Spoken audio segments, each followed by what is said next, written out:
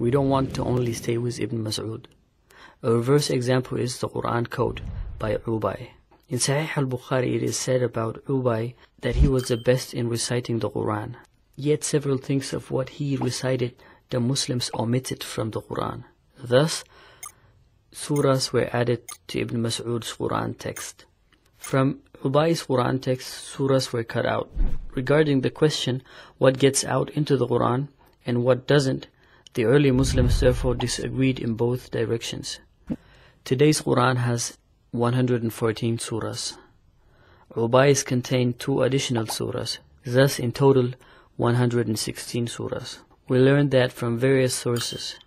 Some are not rated as authentic by Muslims, yet others are.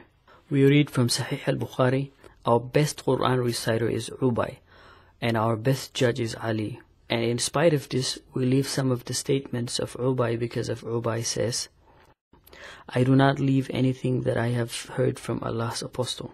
And then he cites from Surah 2, verse 106 that Allah causes verses to be forgotten, and that Allah adds better verses.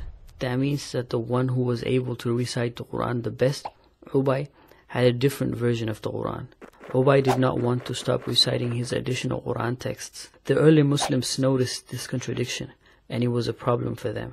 How did they react? As an explanation, it was cited from Surah 2, verse 106. That is, Allah who abrogates verses or causes them to be forgotten, and adds better ones. Some Muslims talk about abrogation here. You can read a lot about this on the internet. But was it truly Allah's will, or the will of several people, that these verses did not make it to the Qur'an?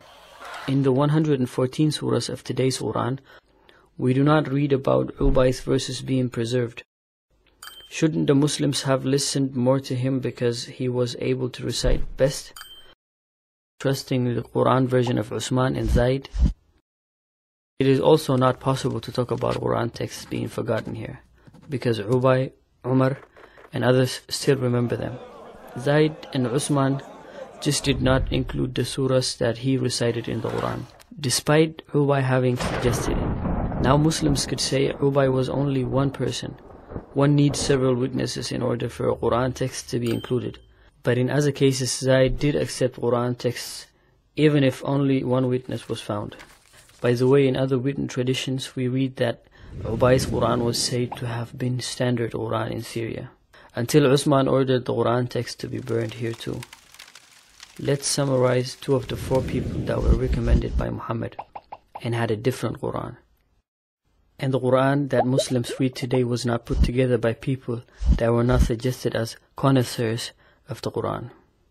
And the issue does not simply revolve around differing dialects or ways of spelling, but instead whole chapters that are missing or added. How can one nonetheless believe that the Qur'an was passed on perfectly? If you are interested in that, here are more videos about the Qur'an and about the Bible.